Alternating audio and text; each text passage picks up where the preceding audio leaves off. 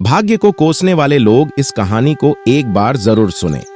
एक बार एक इंसान अपनी जिंदगी से बहुत परेशान था। वह हर समय अपने आप को कोसता रहता था कि क्या जिंदगी मिली है मुझे, क्या जीवन है, हर परेशानी मेरे साथ ही है, हर दुख मुझे ही आकर घेरता है, हर झंझट मेरे ही सर पड़ती है।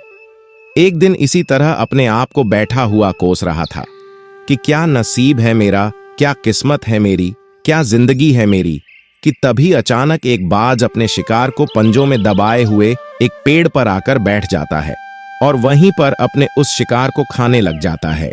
यह परेशान आदमी जब उस बाज को देखता है तो कहने लगता है कि क्या जिंदगी है इसकी, क्या जीवन जी रहा है मजे का, ना इसे खाने की चिंता, ना पीने की, ना पहनने की और ना ही परिवार की।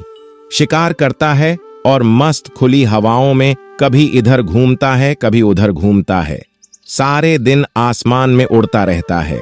असल जिंदगी तो यही है, जीवन तो यह जी रहा है। और फिर वह आसमान की तरफ देखकर जोर जोर से चिल्लाता है कि काश मैं भी एक बाज होता तो मुझे भी कोई दुख ना होता, मुझे भी कोई परेशानी ना होती।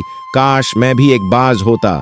जब वह 2 से 3 बार जोर जोर से चिल्लाता है कि काश मैं भी एक बाज होता तो मुझे भी कोई दुख ना होता, मुझे भी कोई परेशानी ना होती, तो अचानक आसमान में बिजली खड़कने लग जाती है और आसमान से आवाज आती है कि हे इंसान, क्या ये हमने सच सुना कि तू हमारी दी हुई जिंदगी से परेशान है और तू एक बाज बनना चाहता है। तो इस आकाशवाणी को सुनकर यह इंसान हैरान रह जाता है और आसमान की तरफ देखकर कहता है कि हाँ, मैं सच में अपनी इस जिंदगी से बहुत परेशान हूं, क्योंकि हर परेशानी मेरे साथ ही है, हर दुख मुझे ही है, हर तकलीफ मेरे ही साथ है। तो आसमान से फिर आवाज आती है कि हे इंसान, एक बार फिर सोच ले, हमने तुझे बड़ी प्यारी जिंदगी दी है, लेकिन अगर फिर भी तू चाहता है कि हम तुझे बाज बना दें तो हम तुझे बाज बना देंगे, लेकिन अगर एक बार हमने तुझे बाज बना दिया तो फिर हम तुझे बाज से इंसान दोबारा नहीं बनाएंगे। तो यह आदमी तुरंत जवाब देता है कि मैंने अच्छी तरह से सोच लिया है कि मुझे बाज ही बनना है, और एक बार बाज बनने के बाद मैं दोबारा कभी नहीं कहूंगा कि मुझे इंसान बनना है। तभी ऊपर से आवाज आती है कि जैसी तुम्हारी इच्छा, और वह इंसान बाज बन जाता है। बाज बनते ही वह इंसान खुली हवाओं में उड़ने लगता है। कभी उड़ता हुआ इधर चला जाता है, कभी उड़ता हुआ उधर चला जाता है और सोचता है क्या मजे की जिंदगी है, असल जिंदगी तो यही है, ना कोई चिंता, ना कोई परेशानी, ना कोई डर। वह सारा दिन ऊंचे आसमान में उड़ता रहता है, 2-3 मिनट पंख मारता है, उसके बाद पंख मारना बंद कर देता है और लंबे समय तक हवाओं में तैरता रहता है। इसी तरह हवाओं में तैरते हुए शाम का समय नजदीक आ जाता है तो वह सोचता है कि मेरे पास रहने का एक ठिकाना भी होना चाहिए जहां मैं रात में आराम कर सकूं। तो यह सोचकर वह छोटी छोटी लकड़ियां इकट्ठा करने लग जाता है और एक ऊंचे पेड़ पर अपना घोंसला बनाने लग जाता है। एक एक लकड़ियां इकट्ठा करके वह अपने लिए एक सुंदर सा घोंसला तैयार कर लेता है और रात में उसी में सो जाता है और सोचता है सुबह उठकर शिकार भी करूंगा और सुबह उठकर फिर से मौज मस्ती भी करूंगा, खुली हवाओं में उड़ूंगा। सुबह होते ही वह शिकार की तलाश में निकल पड़ता है, हवाओं में उड़ता रहता है।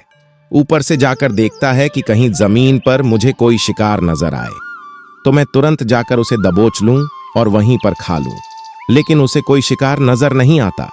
काफी समय बीत जाता है, वह लगातार ऊंचाई से शिकार को ढूंढता रहता है, लेकिन उसे कोई शिकार नहीं मिलता। फिर पास ही में एक जंगल होता है, यह उस जंगल में चला जाता है, यह सोचकर कि शायद वहां कोई अच्छा सा शिकार मेरे हाथ आ जाए। यह जंगल के ऊपर उड़कर शिकार को ढूंढता रहता है, जंगल के अंदर जाकर भी शिकार को ढूंढता है, लेकिन इसे वहां भी कोई शिकार नहीं मिलता। शाम का समय नजदीक आ जाता है तो मायूस होकर वापस अपने घोंसले की तरफ लौट रहा होता है कि रास्ते पर थककर एक पेड़ के ऊपर बैठ जाता है। जब यह उस पेड़ के ऊपर बैठा होता है तो उसकी नजर एक बीमार चिड़िया पर पड़ती है जो कि घायल अवस्था में होती है। यह तुरंत जाकर उसे दबोच लेता है और उसके पंख निकालकर अलग कर देता है और उसे खा जाता है।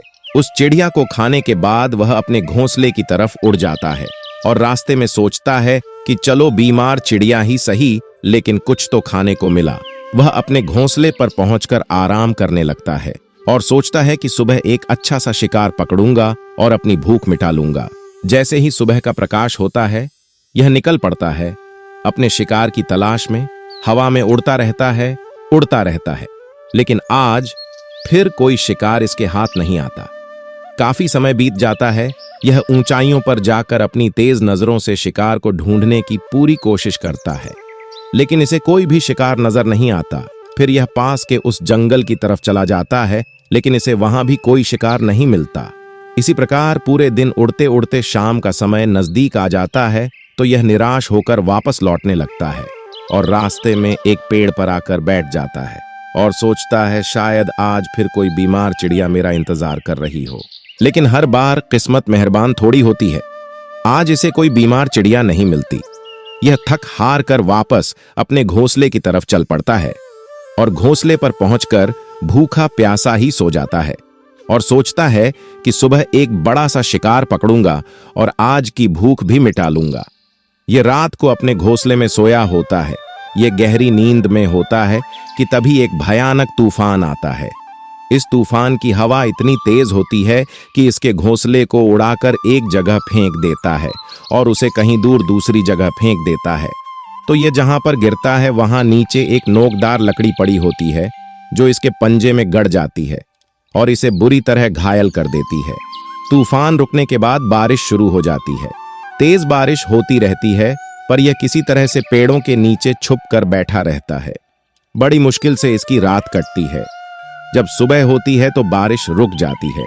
बारिश के रुकते ही चारों तरफ खुशियां छा जाती हैं। चारों तरफ हरियाली छा जाती है। नदियां और झरने तेजी से बहने लगते हैं। सब कुछ फिर पहले के जैसा हो जाता है। लेकिन यह बाज अब पहले के जैसा नहीं रहा। इसका पांव बुरी तरह घायल हो चुका है। इसके पंजे में जो लकड़ी लगी थी उसकी वजह से इसका पंजा बुरी तरह छत बिछत हो गया है। और हम आपको बता दें कि बाज का जो पंजा होता है वह उसके शिकार को पकड़ने के लिए सबसे जरूरी होता है, क्योंकि बाज अपने पंजों से ही अपने शिकार को पकड़ता है, दबोच होता है और फिर अपनी चोंच के माध्यम से नोच नोच कर खाता है। लेकिन अब इस बाज का पंजा बुरी तरह से घायल हो चुका था और वह पिछले 2 दिनों से भूखा भी था। यह शिकार की खोज में थोड़ा सा उड़ता है कि शायद फिर कहीं कोई बीमार चिड़िया इसे मिल जाए, लेकिन कहां बार बार कोई बीमार चिड़िया मिलने वाली थी। वह कुछ देर तक उड़ता है, लेकिन फिर भूख और दर्द के मारे थक कर एक पेड़ पर आकर बैठ जाता है। वह पेड़ पर आकर बैठ तो जाता है, लेकिन उसे पता नहीं था कि यहाँ एक और मुसीबत उसका इंतजार कर रही है।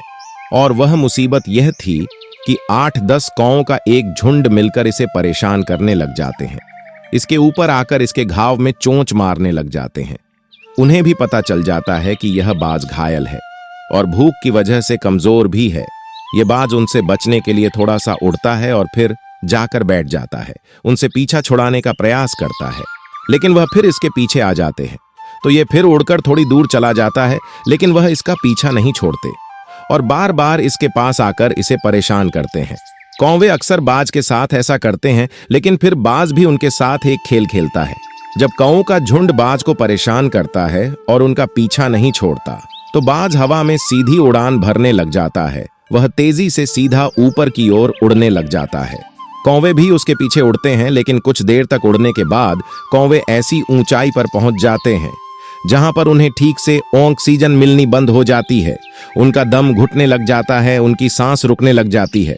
तो फिर वह वहां से ऊपर नहीं जा पाते।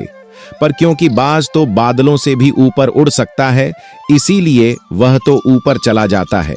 लेकिन कौवे वहां से ऊपर नहीं जा पाते और वो नीचे आने लगते हैं। तो इस तरीके से बाज उनसे अपना पीछा छुड़ा लेता है। लेकिन ऐसा करने के लिए, इतनी ऊंची उड़ान भरने के लिए इस बाज के पास उतनी ताकत नहीं थी, क्योंकि यह भूखा भी था और घायल भी था। तो यह उड़ता और थोड़ी सी दूर जाकर बैठ जाता और कौवे फिर आकर इसे परेशान करने लग जाते। इसी तरह भूख और घायल हालत में एक दिन गुजर जाता है, दूसरा दिन गुजर जाता है, तीसरा दिन गुजर जाता है। लेकिन इस बाज की हालत में कोई सुधार नहीं हो रहा था। वह बद से बदतर होता जा रहा था। चौथे दिन जब यह बिल्कुल खत्म होने पर आ जाता है, इसके अंदर बिल्कुल ताकत नहीं बचती और इसका शरीर इसका साथ छोड़ने लगता है। तो यह किसी तरीके से उड़कर पास ही इंसानों की एक हॉस्पिटल होती है, उसकी छत पर आकर बैठ जाता है और वहां से आने जाने वाले मरीजों को देखता है और अपने आप से कहता है कि काश आज मैं एक इंसान होता तो ऐसे छोटे मोटे जख्मों का हॉस्पिटल से इलाज करवा लेता या किसी को बता देता कि मैं भूखा हूं, परेशान हूं, मेरे साथ ये परेशानी है। लेकिन आज मैं एक ऐसा बेजुबान परिंदा हूं जो किसी से कुछ नहीं कह सकता, किसी को अपना दुख नहीं बता सकता, किसी से कोई मदद नहीं मांग सकता। यही बात सोचकर वह उसी छत पे अपना दम तोड़ देता है। वह अपनी जान की कुर्बानी तो दे जाता है, लेकिन साथ ही साथ हमें यह सीख भी दे जाता है कि आपको जैसा बनाया गया है, आप जैसे भी हो उसी में खुश रहो और उसी में बेहतर करने की कोशिश करते रहो, ना कि इस बात से परेशान रहो कि काश मैं ऐसा होता, काश मैं वैसा होता, काश मैं यह बन जाऊं। आपको जैसा भी बनाया गया है, आप उसी में अपना सर्वश्रेष्ठ करने का प्रयास करते रहो। दोस्तों, यह कहानी तो काल्पनिक है, लेकिन हमें जीवन का एक बहुत ही महत्वपूर्ण नियम सिखाकर जाती है कि हम जैसे भी हैं अच्छे हैं, बस हमें उसी में अपना सर्वश्रेष्ठ करने का प्रयास करते रहना चाहिए। धन्यवाद।